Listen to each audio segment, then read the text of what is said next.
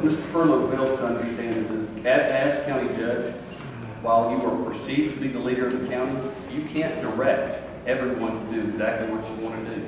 It takes a team effort, and we have a good team working with Commissioner Phillips, working with Commissioner Nix, Commissioner Ward, Commissioner Hampton, and it takes that team effort to work towards these goals. There are many challenges we have faced over the years, and we faced them very well. We are doing well financially. 26%, I'm not sure what Mr. Furlow is referring to, because my first couple of years in office were the major spikes in funding for road and bridge. The fact is, the goals were lofty in those years.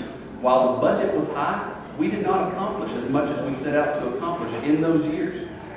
This year's budget is higher than last year's budget for road and bridge. That's a fact. Each year we have improved that since the year 2010 when we had to cut everything back because of funding, because of issues regarding the local economy. We're doing better. We're putting more money towards road and bridge. But another fact is, when we had to tighten the belt, our road and bridge department got better. We focused primarily on maintenance. We focused on hitting the problem areas and doing it much better than we've ever done before. The commissioners here will tell you they receive fewer complaints now on county road issues than they did then when we were doing more miles of rebuilding, because we were getting it down to a science in fixing the problems that we face. Now, we would love to rebuild a lot of miles of road, but it costs hundreds of thousands of dollars to do that.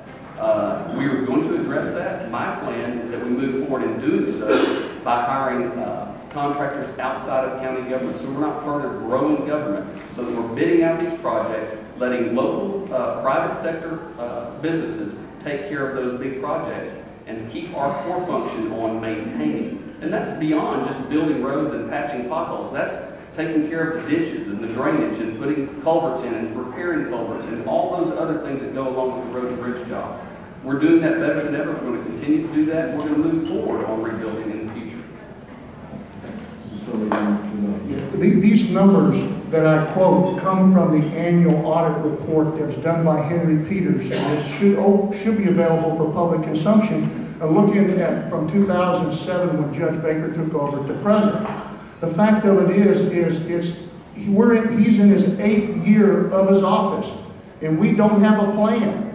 And we also, the numbers that show from where we were at in 2006 or 2007, there's not been a marketable improvement since then. And he also neglected to tell you that the road and bridge does not work for any other elected official in the county. They work directly for him and the Commissioner's Court. So they should be receiving his direction, his strategic guidance, and his vision on how that money is spent. $8.1 million of taxpayers' money in FY14, and we have no idea of whether we're doing the right things or not. Just briefly, we could go back and forth on road and bridge all day long. The Commissioner's Court drives the process of road and bridge. Road and bridge comes to us. We're not road builders. They come to us. They're experts in that area. They tell us what the problem areas are. They give us a priority list each year of the roads that we need to work on, and we address it in that manner. The commissioners work together and try to make sure that the dollars are spread throughout the county like they want them to be. But the fact is, a single commissioner does not drive the process. The road administrator makes those decisions, and that's the way county government is set up. Certainly, the Commissioner's Court should lead the charge and try to develop better programs, better funding, and continue to move forward road and bridge in a better way. We're doing that.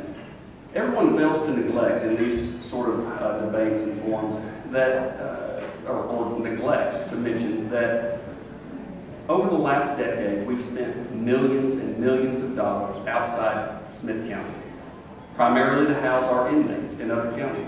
In 2007, the year I took office, we spent $3.65 million housing inmates